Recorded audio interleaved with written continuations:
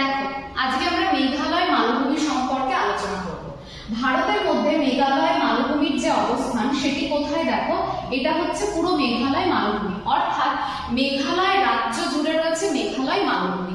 এই যে মেঘালয় মালভূমিটি এটি উপদ্বীপীয় মালভূমি তথা ছোট নাগপুর মালভূমির অংশ বিশেষ। বর্তমানে এটি একটা বিচ্ছিন্ন মালভূমির মতো অবস্থান করছে। আর এই মেঘালয় মালভূমি গারো রাজমহল গ্যাপ দ্বারা ছোটনাগপুর মালভূমি থেকে বিচ্ছিন্ন রয়েছে।